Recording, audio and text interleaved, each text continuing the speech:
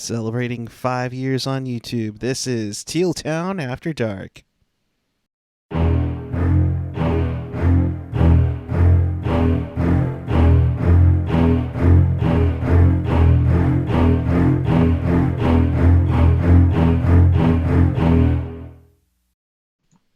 Good evening, everyone. It is Thursday night, January 9th, 2020. The Sharks take down the Neon Buggers one more time. The Blue Jackets lose 3-1 to the San Jose Sharks as Gus Nyquist makes his return to the Shark Tank. And welcome to this edition of Teal Town After Dark. We do this live after every single Sharks game, home or away, in the regular season and playoffs. So to be a part of the show, chat with us and fellow Sharks fans in our YouTube Super Chat on the page or the app. Of course, always follow us on the social, Twitter, Instagram, YouTube, Facebook, SoundCloud, Reddit, and of course our Discord at Teal Town USA. And of course, for more Sharks content, hit us up at tealtownusa.com. Joining me tonight is Mr. Ian Reid. What's happening, man? Not much. We're here. We won. Yay. Oh, yeah, definitely. 3-1 victory for the Sharks, and they play their first home game in 2020. Yeah, let's get right into it. Early on, like 3 minutes in, we had a scramble that just one of those crazy, net mouth scrambles. But Columbus's goaltender Elvis Merkelainen's got it right. I'm just saying Elvis. Right. Gets the stop, even though Kane thought he got it in.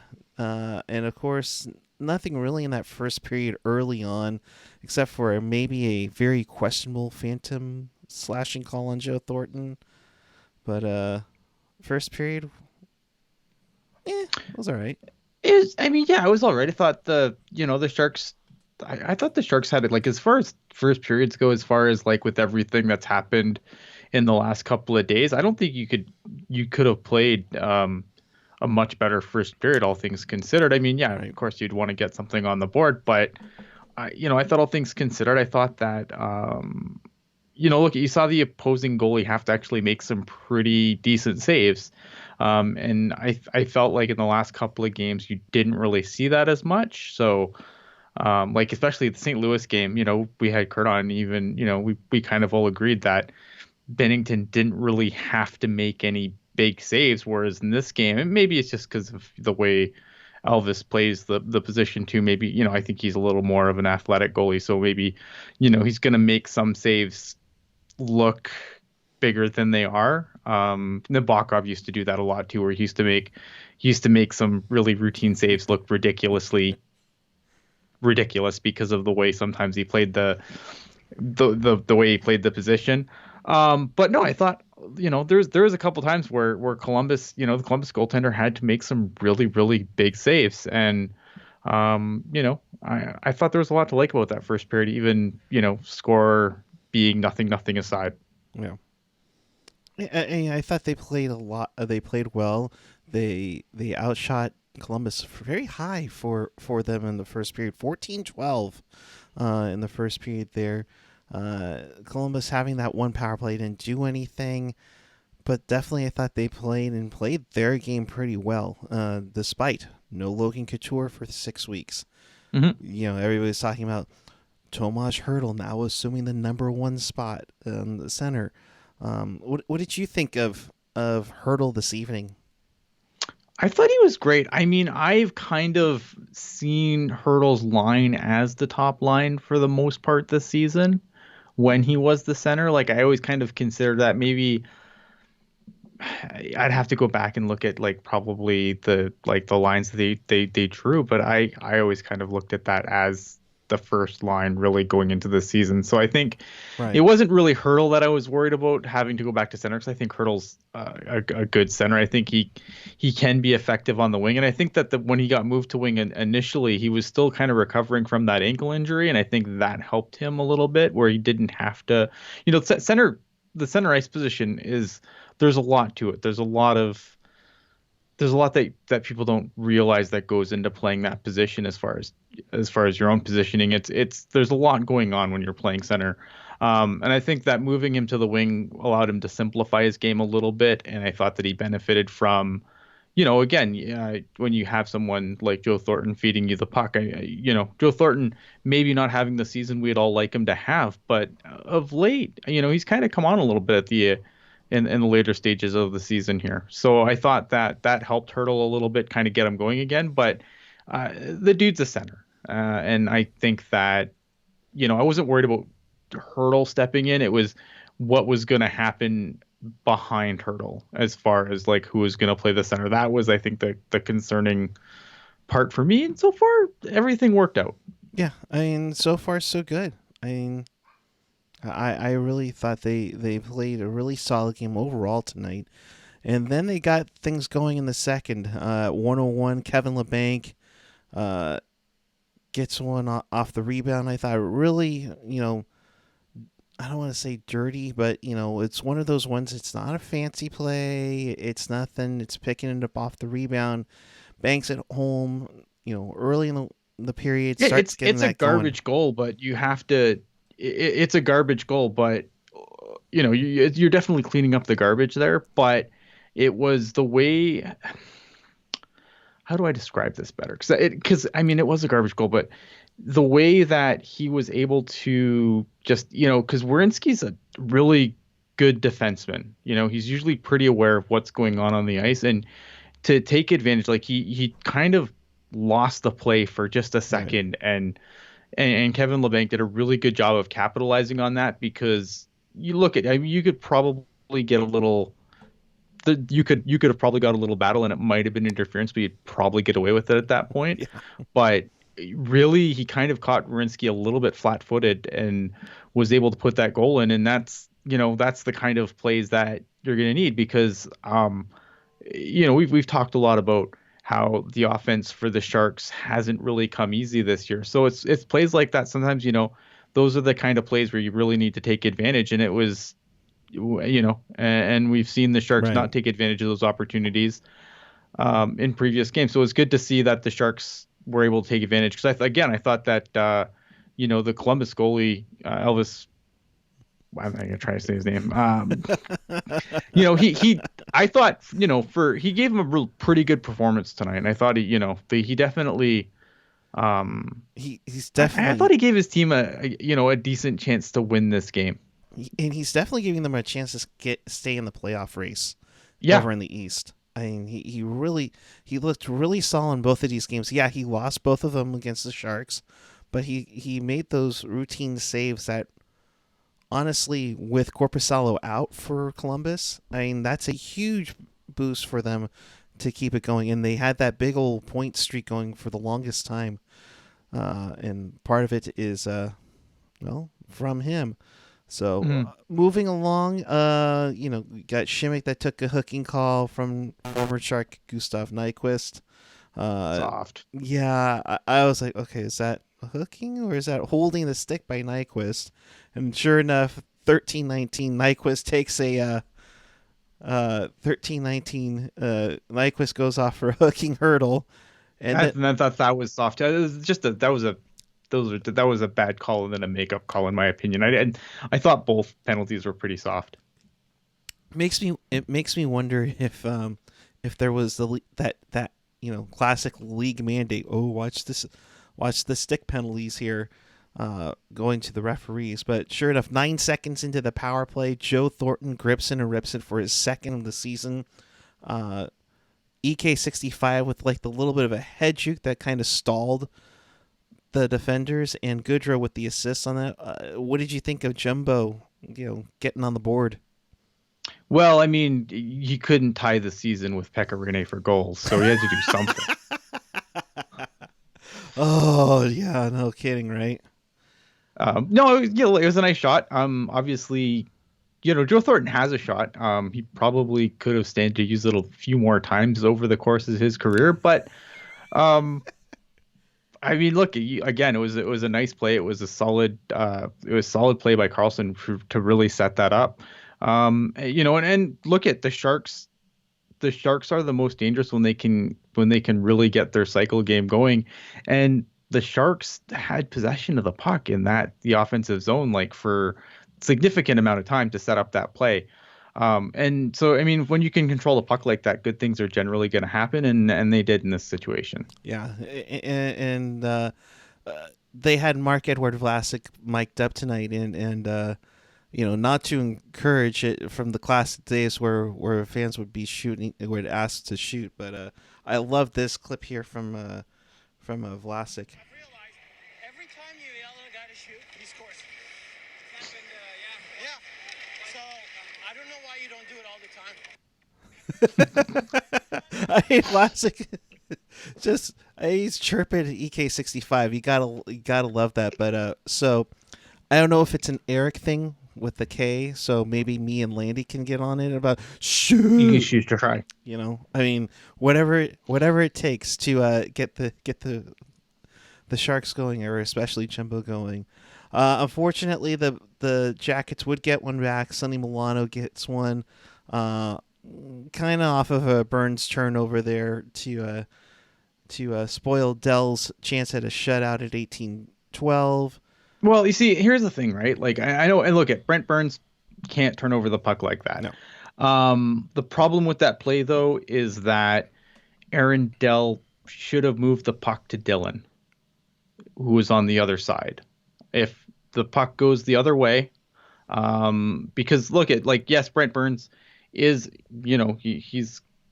he turns over the puck, but he's still a guy who can generally carry it out of the zone. And so I understand why you might want to move it to Burns, because you want to get the rush going the other way. But the problem was that Burns was pretty heavily covered, so it's kind of it's one of those split second decisions you have to make, and Dell chooses to go to Burns instead of Dylan on the other side. If he goes to Dylan on the other side, they probably escape that. They probably don't end up with the puck going into the back of their net. I don't really mind so much about obviously after Burns turns over the puck, I don't really mind the attempt at a poke check. I think with where Dell was, with how fast that play broke down, right. It's hard to get back into position. It's hard to get square. So the poke check's a good, probably desperation move there. The problem with the poke check is if you miss, it's kind of an all or nothing play. Yep. So I don't have an issue with that so much, but yeah, Brent Burns can't turn over the puck there, but he probably shouldn't have had the puck to begin with. Yeah, and like you said, if you miss with a poke check, you are so out of position, you're leaving the net wide open there. So, right. So that made it a 2-1 Sharks after 2. Sola's shadow and the Sharks looked hella strong on the power play. Yeah, I mean, they're now 5 for 9 on the power play in 2020. I mean, absolutely crazy to go that, it's January now. Now we can have a good power play. Where was this the last 2 months of 2019? Well, I think a part of it is that there has been somewhat of a new look on the power play, and it was going to take time for, I said this last show, it was going to take time. It was going to take time for, a lot of the things that Bob Boughner was trying to implement to be implemented correctly. And I'm not saying that Bob Boughner has completely fixed the power play at this point and everything's going to be, super, super okay forever. But you're not going to complain that it's working, right? So, yeah, I mean, it's, they definitely had some success in the last few games. And you don't want to just be like, oh, well, power, strength of opponent, whatever. But I think there's some things that maybe are clicking a little more. Maybe they're coming a little more naturally now that maybe didn't come so naturally before, where they're trying to implement the new power play that Boughner and staff have implemented. It's probably coming more natural now. It's going to start coming to the point where they're not really thinking about it. It's just that is the instinct to do what they do. And, Yeah. And so I think that's probably a part of the reason for the success. Benjamin Castle saying, shout out Barclay Goodruff with his positioning on the power play. Got the same on the second unit in front of the net. Yeah. I mean, being a little screen, which is great. Yeah, I mean, you want to get in the goalie's eyes. Like I think that Peter DeBoer tried too long to basically do the old power play without Pavelski there to tip the puck.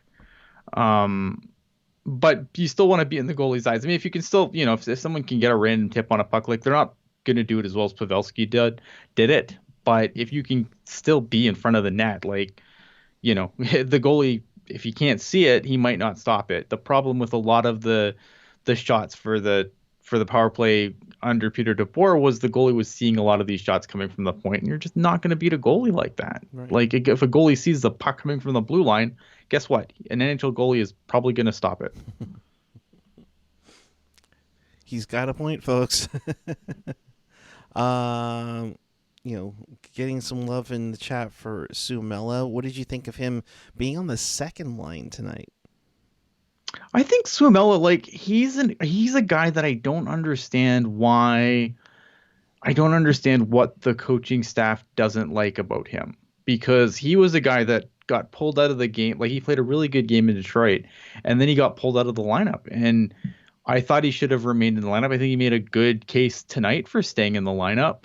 I don't know what it is the coaching staff thinks that he doesn't do well enough, but I thought, in the limited times that we've seen Suomela on the Sharks this season, I thought he's had some really good outings. But again, I don't know what to tell you as far as what the coaching staff doesn't see there. I would like to know, because there's some guys that play over him that really I don't get it. Yeah. David H. kind of going back on the power play. Great seeing the power play move the puck with the forwards and not always just dropping it back with the lane doesn't open. Yeah, I think, and the Sharks have done like the way that the power play is set up now, it gives even the defense a lot of room to kind of come up. Like you see Erik Karlsson, he'll come up from the point and kind of go up around this face-off circle to try and open a lane. Like it's not just point to point, pass from this corner, pass to that corner. It's a big part of the success is that they're allowed to move and try to create lanes that are just not going to be there under the old static power play system. Which is good. I think yes. Oh yeah, absolutely. I think they need to go away from, setting up for the Pavelski tip, But yeah, I mean, it wasn't working. I mean, it wasn't working this season, and I don't know why Peter DeBoer was so stuck on it for so long, like just trying to force the same play. And it's nice to see that, like with Bugner in charge, like you've seen some changes, and it looks like those changes are starting to pay off a little bit now. We'll see. I mean, it's there's still a few games left, obviously, so we'll see what happens. But right now, it's hard to argue with the results. Nope. And then it got even better at 2:09 of the third. Brent Burns kind of, pinching in while Labanc covers the point. Labanc takes a slapper. Burns picks up the rebound and bangs it home before Elvis could even get to it to finish up the scoring. Labanc and Dylan on the goals with that one. Nice to see Burns kind of moving around a little bit. I'm not going to say he's playing a forward position because we're not going to start that, but nice to see some movement in the offensive zone. Yeah, I mean, it was good. He made a good pinch, and again, just kind of like, yeah, I like that goal. It's kind of like a goal scorer's goal, right? You don't panic. You move enough to open up the seam and backhand it in the net. And that basically finished off the scoring. You had Foligno hit Labanc. Dylan didn't like it, caused a fight there. Yeah, I mean, I guess great. I know some people were really. I really. It was a clean hit. Yeah, it was a clean hit. There's a part of like. I'm not gonna. I'm not a guy who's going to like be like, oh god, a fight. I can't handle this and clutch my pearls. But it annoys me that sometimes you have to fight for a clean hit. Like a dirty hit, absolutely. Like then you should have to respond. The having to respond for a clean hit, just I don't know. It's one of like just it's a dumb hockey thing. But I mean, yay, fight, woohoo. And basically, Boone Jenner gets called for a tripping at 7:21, and that was pretty much it. Sharks had a couple chances at the empty net, didn't cash in, but it didn't matter as the Sharks win this one 3-1. Sorely needed 2 points, and for a team that's struggling following losing their captain, definitely a good solid team win all around. Yeah, it was a solid team game. It's a good game. I mean, it's nice to see the Sharks respond, especially after that game against the Blues. I mean, obviously, the Sharks need to put together wins. And the kind of effort you got tonight is the kind of effort that will give you the best chance to get those wins going forward. I thought Aaron Dell again provided the Sharks with another excellent goaltending performance. And as long as he continues to give you those, I think that, I've said this a billion times now, but as long as Aaron Dell continues to give you these games, you play him until the wheels fall off. Yep. Because you have nothing to lose at this point. But yeah, overall, I thought it was a really solid team win. The team played really well. I thought they played really structured hockey. I thought they played the kind of hockey that we've wanted them to play all year. I'm curious to see how they're going to perform against some of the tougher teams. This Columbus team has done really well considering their situation. I mean, they're missing, I think, 9 regulars. They said something like 200 man games lost to injury or something. I think they said on the broadcast tonight, missing 9 regulars. I mean, you look at, there's no easy games in the NHL, but and this Blue Jackets team proves that. I mean, considering all the adversity they faced, they're 2 points out of a playoff spot. So kudos to them. Yeah, and they had that, like I said, they had that big point streak that the Sharks snapped when they were in Columbus last weekend. Mm-hmm. But Columbus right now they're currently 2 points out of a playoff spot. Yeah, 2 points out of the last wild card. Kudos to them for that. It's in an ultra tight, Eastern Conference where Toronto is battling, Carolina, Philly, Florida, the Rangers, perhaps. You have a lot of guys that are in there that are going for it. It's going to be tight down the road, and it's going to be tight down the road for San Jose. For sure. They pick up, 44 points. They're tied in points with Chicago. They have one more win on there, but they're slowly getting back into things. They pick up their 20th win of the season, but they still have a long way to go. And there's a long way to go. I mean, there's a lot of positives here, and the thing that I would be concerned with is, I think I wouldn't be concerned with that. I think concerned's the wrong word. It would be unfortunate for the Sharks to finally figure things out only to just not have it matter, have it be too little too late. But at the same time, you're also decreasing the odds of that Ottawa pick being good, which is also a positive. So, it's kind of a mixed bag. They're 8 points out of the playoff spot right now, and that's going to be tough to make up. And it's not impossible. It's not impossible, but that's the problem, right? Is not only do you have to make up the points, but you have to hope that someone, that a few teams in front of you have the wheels absolutely fall off at the same time. And that is going to be what makes this so daunting, because 8 points out of the playoffs doesn't seem so daunting, but and tonight they got a little help from the out of town scoreboard, but you're not going to get that every night. And that's what's going to make those points hard to make up. And you also have a lot of teams that you got to leapfrog over. Oh, absolutely. Yeah. You have to, like I said, not only do you need to play well, and not only do you need to rack up points, you need at a really high rate, you need some of the teams in front of you to help you out too. Yep. Absolutely on that all around, good sir. So your final stats on the night, I thought overall Aaron Dell played phenomenal. only Yeah. having that one goal. They were kind of pushing this on the broadcast a little bit that he has taken over the number one spot. And Well, I mean, it's about time.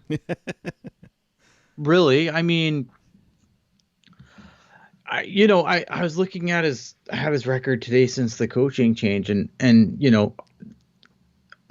all the wins aren't there, but I mean the play has been there. right. He didn't he didn't get the wins in his first few outings after the coaching change because the team was still garbage in front of him, but I don't like he's been better than Martin Jones, and it's really since the coach he's been better than Martin Jones. The numbers will tell you that. Your own two eyes should tell you that, but the Sharks really, and I mean, I am sure Martin Jones is a swell human being. Everyone thinks like I have this like death vendetta against him. No, I just think that Aaron Dell's been the better goalie. And unless Aaron Dell completely falls apart, then yeah, okay, fine. You give Jones a chance to redeem himself again. But you can't.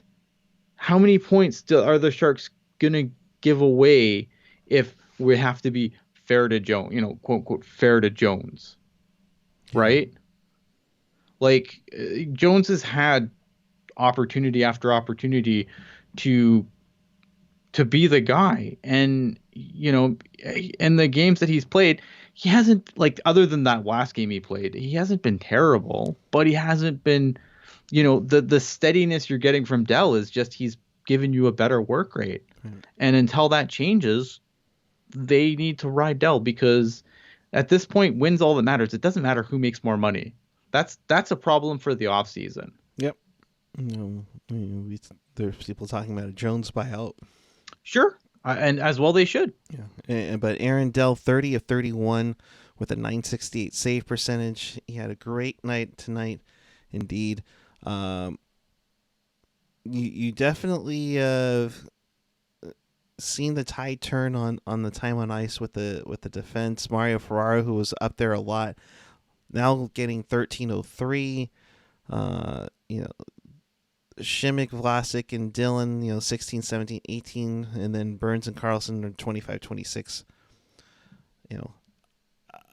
I'm with you on the sense that I'm afraid of them, overloading them, but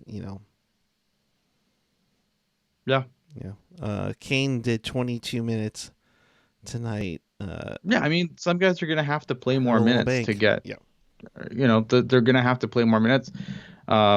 Evander Kane playing 22 minutes seems high, but it is what it is. I guess that seems a little bit high, but Evander Kane, I mean, I think he's been good. I think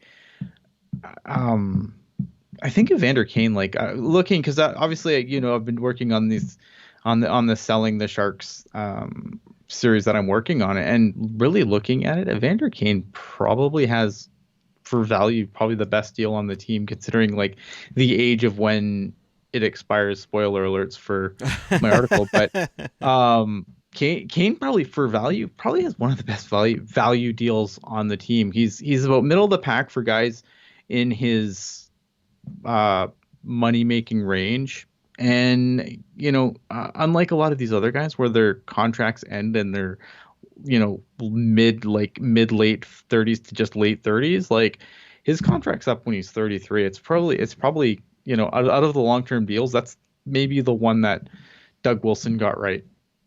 Yeah. And you need to time it right, otherwise you're going to have a bunch of older guys that are going to have no movement clauses, and you're going to be stuck with a bit. Some comments in the chat in here, Felix saying, I generally feel bad for Jones, but he needs to be better still. I mean, it's a bit it's a sport, but it's also a business, right? And I think, the business is winning, and I don't look at, you're allowed to feel bad for Jones. I'm not telling anyone they can't feel bad for Jones, but I don't know how anyone can really defend him at this point either. True. His goaltending, it's indefensible right now. the return on investment the Sharks have gotten on that contract, and the fact that that contract is far from over, it's bad. Yeah. It's just bad. To quote Roberto Longo, my contract sucks. Yeah, except for that one sucks for different reasons. Right. Milk Shark, good evening to you. Sharks need 4 points every 3 games from now until the end to make the playoffs. What do you think of that? I'd have to work with the math, but yeah, look, I think the Sharks can lose 9 more games. 9, maybe 8 more games, depending on what everyone else does. So that's probably all right. Yeah. Eruditus 84 with a couple here. We just can't score to beat teams like we used to. We've become a low-scoring team under Bob. I would argue the Sharks have been a somewhat low-scoring team all year. I'd have to go and check the numbers, but yeah, look, offense hasn't come easy for the Sharks all year. Last season, they were able to outscore a lot of their goaltending problems, so their goaltending problems weren't as prevalent. But yeah, look, I think it's hard to score goals when you're struggling to in the transition game, and you are like, we have beat up on the Sharks power play a lot, but this year is the worst the power play has been in a long time. Like, we have complained when the power play got cold a little bit, but I think, it's ended. It was a top 10 power play in the league for years. This year, the power play hasn't been the weapon that it used to be for the Sharks, and that has caused them a lot of grief. Yeah, and it's okay. So Andy's saying scoring is unchanged this season, but there you go. Yeah. But I feel like they were far more successful on the power play last year, and I think that helped them a lot. Yeah, and especially kind of sending the message that you don't score. You don't score on the power play. They're gonna just take so many kinds of liberties. So,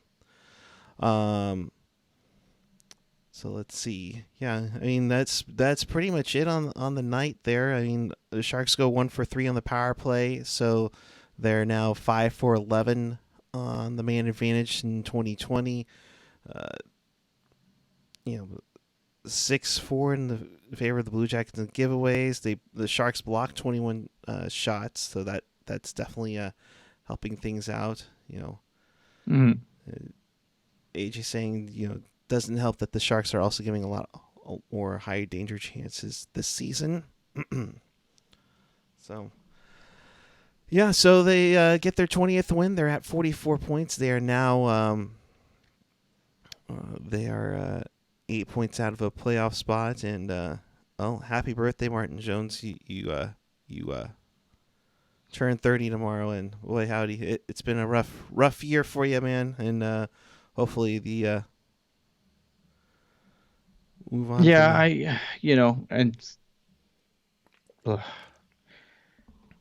I mean, again, look at we're gonna argue this until the end of time, but like not having Pavelski in front of the net, sure, I can see how that's a bad thing, but giving Pavelski that deal that Dallas gave him would also be a bad thing. So you can't really win. And honestly, after 2 seasons in Dallas, he'll be back after he gets bought out, but by like Carolina. So, with that, I believe it is time. Have the goddamn common courtesy to give him a reach around. But before we get into the NHL, we got to give some love to a team that played last night. Ooh, Barracuda!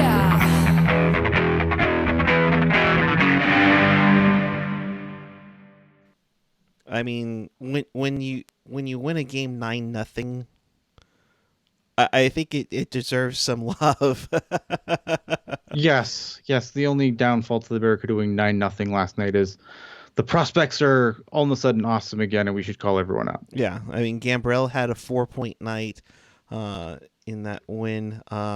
It's almost like, with the Couture injury, it's like now it's kind of reinvigorated the youngsters to try to find their way to? I mean, the Barracuda have been so. I'm not trying to crap on the Barracuda here, but like, look at the team's record. I'm not saying that I'm not saying that they are, that they're a bad team, but they've been a really inconsistent team all season. Yeah, they go out and they get a big 9-0 win. I think they lost by a landslide a few games before that. It's just, Right. I don't know how much there is to it as far as that goes. You know what I mean? Like, it's like, I'm not trying, you don't want crap on a win. I think 9-0 win is great. I just, I just think it's coincidental with recent events because that's the way this Barracuda team has been all year. Yeah, and it goes to show how crazy this team can be. They've had those games where last night 9-0. I think like a few weeks ago they won like 7-2 or something. Or then they put I thought they got close to putting a 10 spot on another team a month or two ago, but I mean, Joachim Blichfeld with 2 goals. Hey, I need to know who Pasternak Jr. is. Please do not tell me Jonas Donskoy is Pasternak Jr. I will boy, lose my mind. No. Right here on this very podcast. So, like a tiger, Donskoy almost got turned into bobblehead the other night. Let me ask you this, because we can just play the wheel of Department of Player Safety here. What did you think of that? That hit? explanation was ridiculous.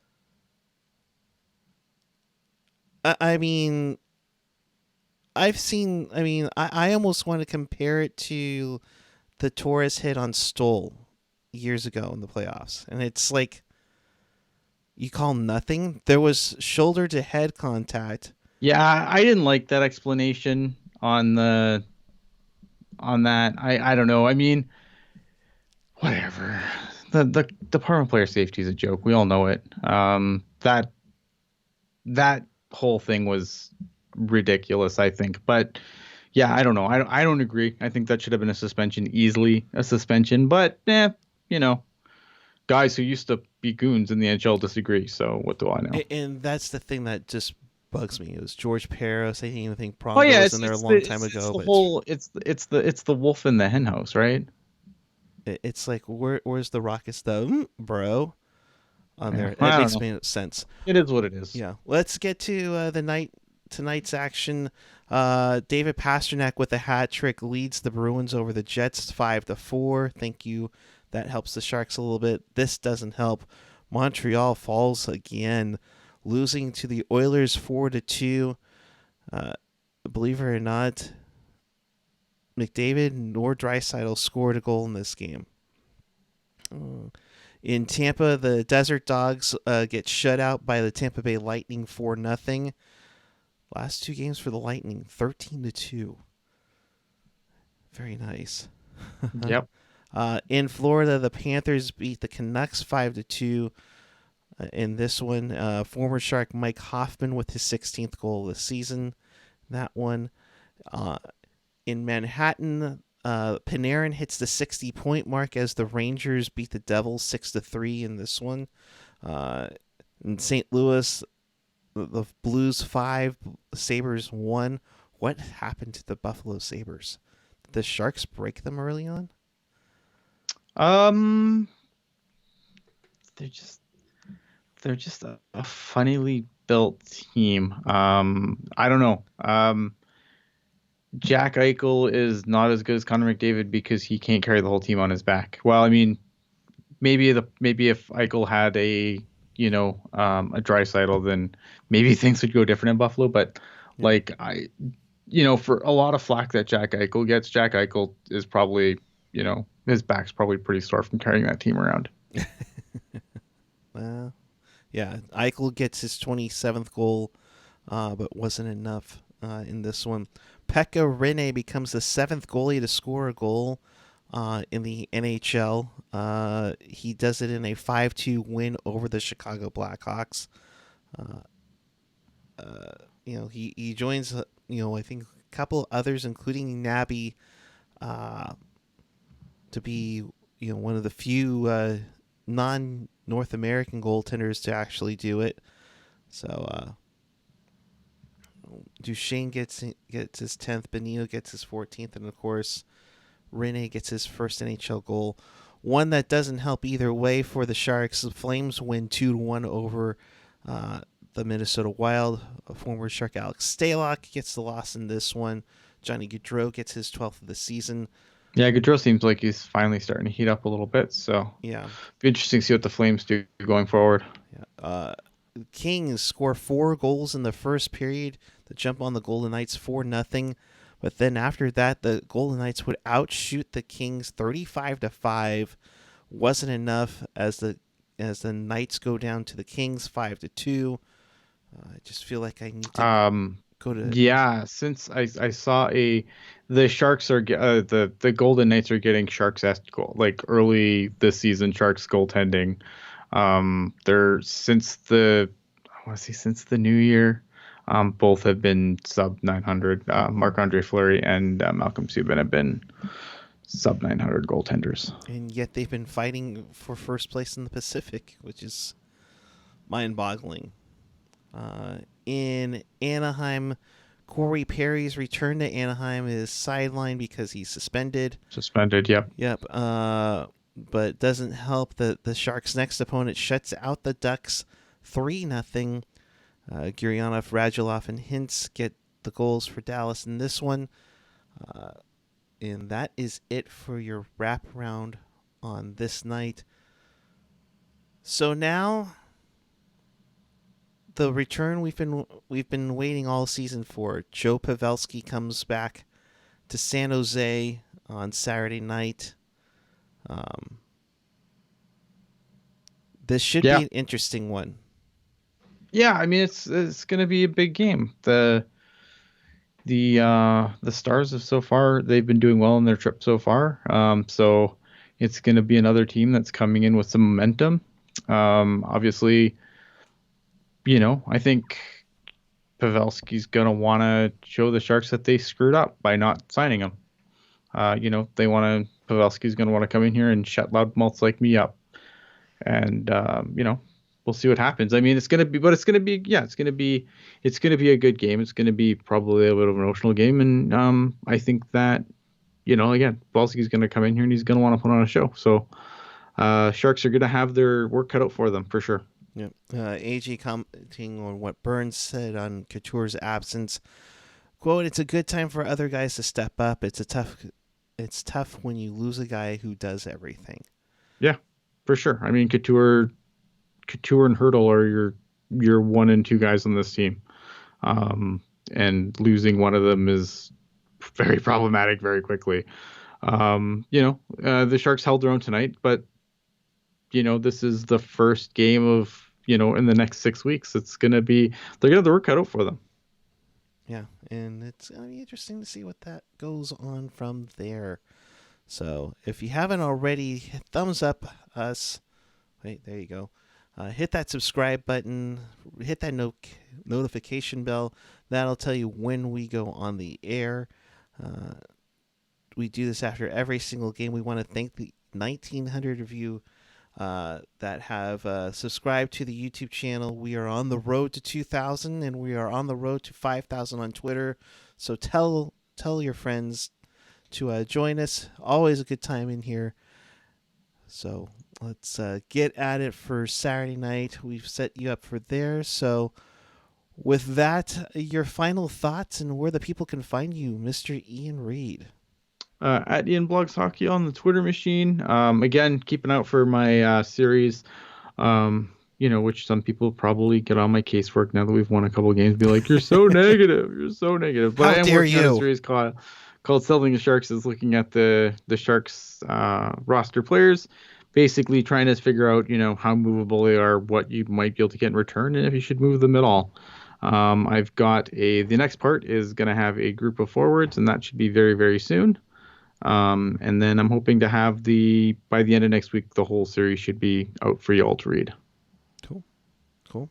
AJ put up a post earlier today on tealtownusa.com, so check that out as well, along with Felix's hockey takes and all of our podcast content, including the Pucknologist there. And if you missed anything, you want to watch this again, check us out on tealtownusa.com or your favorite podcatcher, whether it's Apple or Google Podcasts, YouTube, SoundCloud, Spotify, TuneIn, iHeartRadio. If there's one that we haven't hit, let us know right away. You can find me on the Twitter and Instagram at PuckGuy14. Appreciate you supporting us either way, any way possible.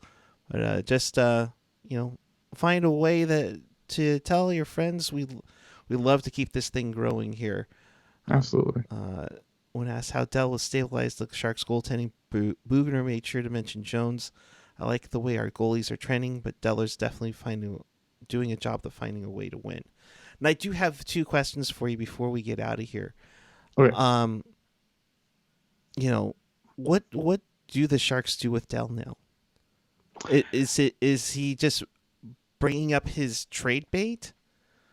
Goalies generally don't they don't generally have a lot of value. I mean, I feel like at the trade deadline, there's always talk of like goalies that have, kind of fired themselves up a little bit before the trade deadline moving, and then they never move. And we've kind of seen that the last couple of trade deadlines. Jimmy Howard's a name that always seems to come up and never actually goes anywhere. Yeah. I think that unless someone you're putting together a deal and someone says, okay, I like this, but I want Aaron Dell to make this trade work, and you say, okay, well, this trade's going to help us going forward, then you probably throw him in, right? I would hold Aaron Dell until the end of the year, because I don't think you're going to get, you just don't get value for him in return. And I think, yes, he has played better recently, but people are also going to look at the big picture when trying to assess his value, and that's not going to get you much for Dell. The other thing that I would also say, though, is that in the offseason, the Sharks, the easy thing to do is going to be, just give Dell money because of how he's played the end of this stretch, and come back with the same goaltending if you can't buy out Martin Jones or whatever. And I think that would be a mistake. I think you can keep one of them, but you cannot come back with both. I understand that Dell's given you some good games, but you absolutely need to look to upgrade that position in the offseason. And it would be, I know some people are going to be like, what are you talking about? Aaron Dell's been great. How would you, how do you move on from now? Because you got to look at the big picture. Yeah. And he's been great lately. And that's good because the Sharks have needed that. But I would be very, very, very nervous to see Dell as the team starter going forward. I think Aaron Dell's a good goalie. I think he's a capable backup, but the Sharks really need to upgrade that position in the offseason. Among other things, but goaltending, I think, is the biggest priority. So that'll be interesting to see how that plays out the rest of the season at the deadline and then after that. So, all right. Oh, the other question I had for you is that now that Logan's out, he's definitely not going to the All-Star game. Hurdle is a part of the last minute voting. I don't remember a year where, and maybe it has happened and something's happened at the last minute. I don't remember a year where a team wasn't represented at the All-Star game. My guess is Hurdle comes off that ballot and replaces Couture. Yeah. Or do you see like Hurdle gets in and the Sharks, I don't know, do you send Kane or Erik Karlsson? I guess you could, but I don't see why you would. You put Hurdle on that ballot for a reason. I just take Hurdle off the ballot and send him, and that's that. Because I don't, like I said, I don't recall a year where a team wasn't represented at the All-Star game. Maybe it's happened maybe once. And because just maybe last minute injury or something, they just couldn't find someone else to go. Yeah.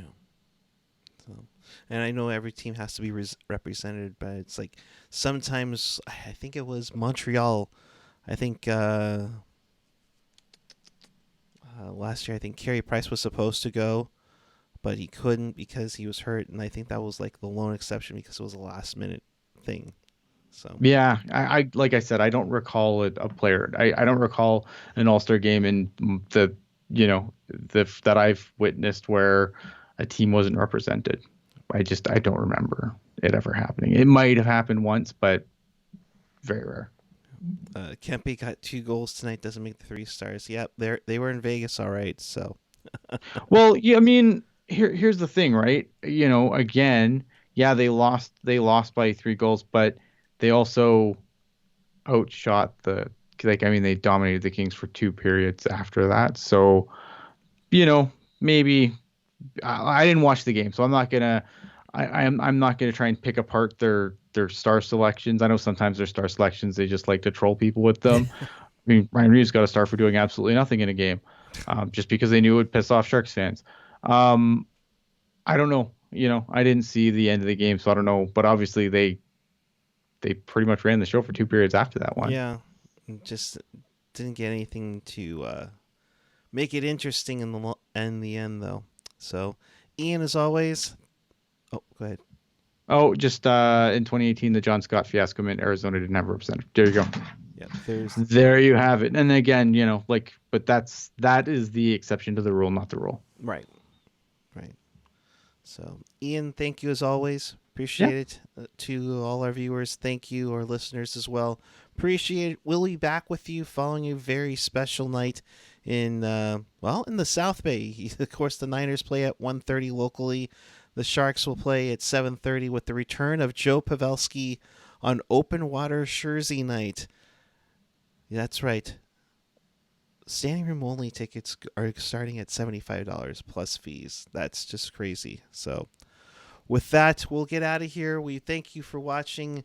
We'll probably hit up to the Discord for After Dark right now. So hit that subscribe button on our YouTube. Follow us on the social media. Check out our videos. And until Saturday night, keep it real. Keep it teal. Keep it real teal. Have a great night, everyone. We'll see you Saturday.